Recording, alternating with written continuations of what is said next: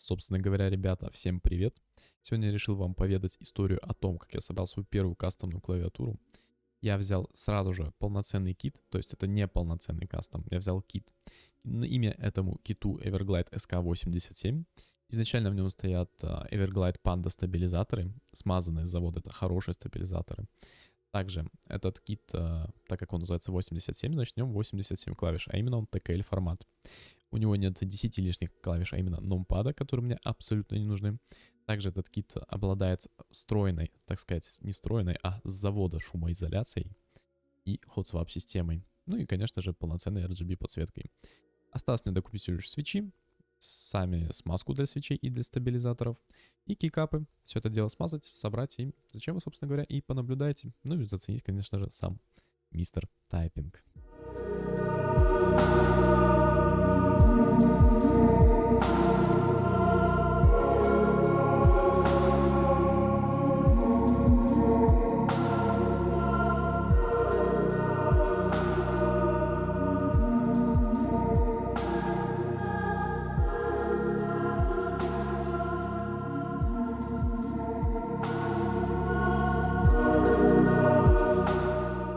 Что касается свечей, то мой взор пал на желтые молочные гатероны. Выбирал я исключительно опираясь на не столь большой бюджет и тайпинг на ютубе.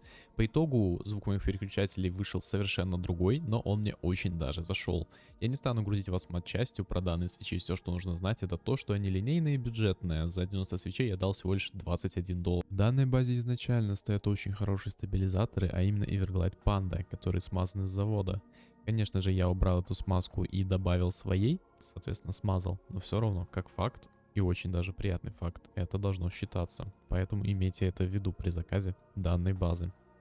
Для данной базы я заказал кикапы Matcha Green Tea XDA профиля. В данном ценовом сегменте, а именно в $30, они показались мне наиболее привлекательной, и я не прогадал. Качество кикапов великолепно для такой цены. Это PBT пластик толщиной 2 мм, и кикапы даже не просвечиваются. Материал кикапов максимально приятен, из-за чего тайпинг напоминает не то печать по маслу, не то по яблочному пирогу.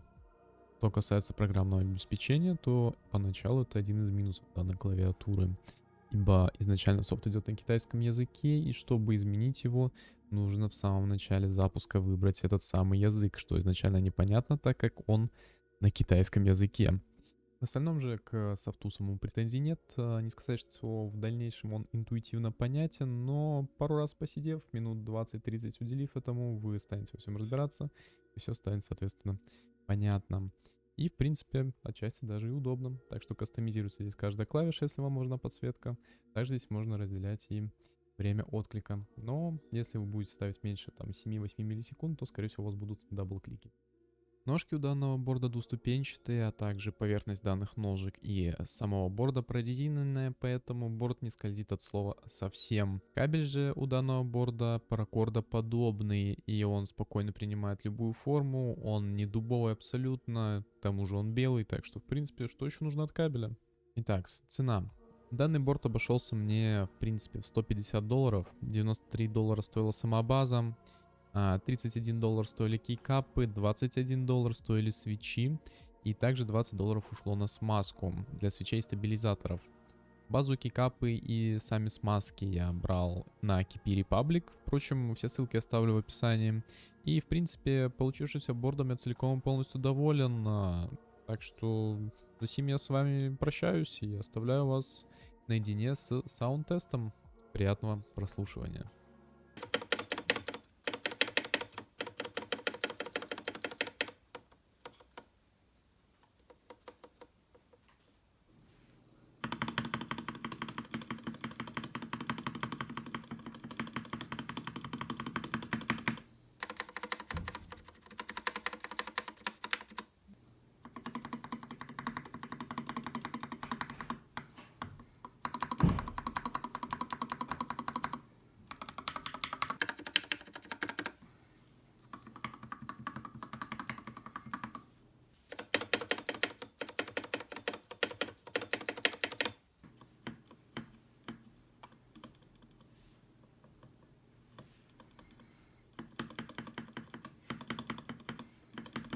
Слева у нас свечи смазанные, вот смазанный, справа у нас не смазанные. Значит,